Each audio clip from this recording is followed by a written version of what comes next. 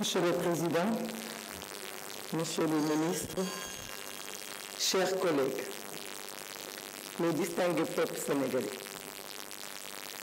je me tiens ici devant le monde pour prendre la parole, une parole qui m'a été donnée par des martyrs qui se sont battus pour qu'aujourd'hui je puisse parler à leur nom.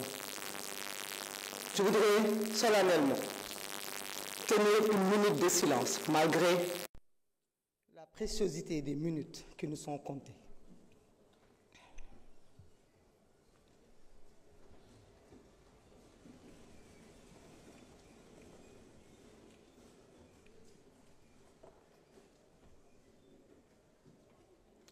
Je vous remercie.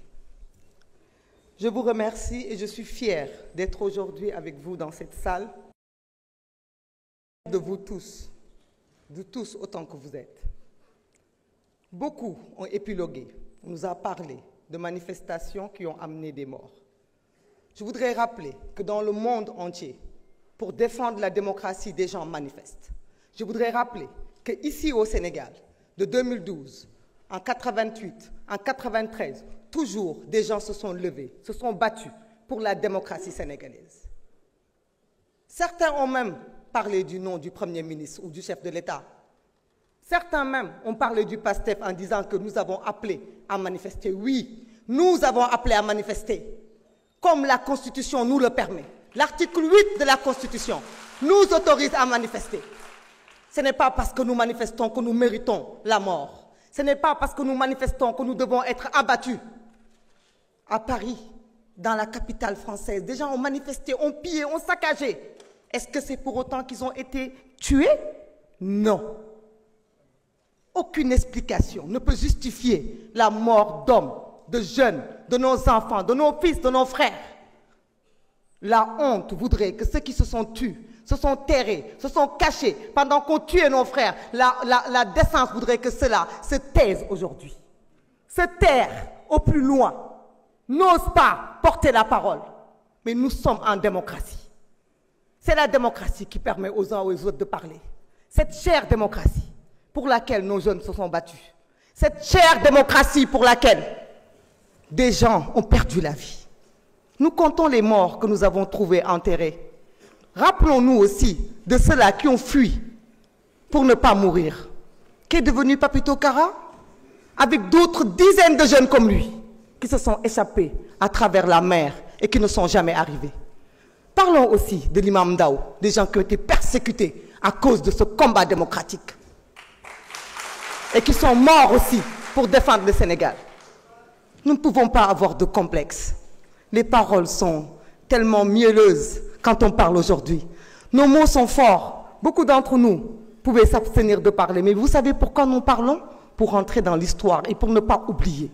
Parce que l'ADN d'un peuple, c'est la mémoire. Tant que nous nous souviendrons, personne ne pourra oublier. Tant que l'oubli ne nous guette pas, nous pourrons apprendre du passé. Certains nous disent l'amnistie. Vous avez pris ce qui est bon. Oui, nous avons pris ce qui est bon de cette amnistie. Parce que ce qui est bon, c'est le choix du peuple sénégalais, souverain. Un peuple ne se trompe pas. On ne peut pas jeter l'amnistie. Parce que jeter l'amnistie, c'est revenir sur la décision du peuple souverain d'avoir élu le président Bassirou Diomaye Faye, emprisonné arbitrairement. Et ça, nous ne le ferons pas, par respect au peuple sénégalais, qui a voté massivement, qui nous a donné cette majorité. Par contre, nous renions tout ce qui est mauvais de cette amnistie. Ce que vous-même n'osez pas affronter. Dites-nous ici si vous êtes d'accord que les crimes de sang fassent partie de cette amnistie. Dites-nous ici si vous êtes d'accord que les tortures fassent partie de cette amnistie. Vous n'osez pas l'affirmer. Par contre, Monsieur le ministre de la Justice, nous avons confiance en vous. Nous savons que vous rendrez justice parce que vous êtes un épris de justice. Nul ne peut nous donner de complexe. La justice sera rendue. Mais ceux qui veulent mettre dos à dos des manifestations, des pillages, des casses de voitures, des casses de magasins avec le respect de la vie humaine, je dis honte à vous. Honte à vous et nous sommes là pour vous obliger à vous souvenir et nous sommes là pour que l'oubli ne guette pas notre peuple parce que nous sommes un peuple digne et un peuple qui n'oubliera pas ce qui s'est passé de 2021 à 2024. Nous sommes ce peuple fier. Merci au peuple sénégalais. Honorable Moussa Amady Sarr, vous avez la parole. Doyen Alla Kane mën nga waajal.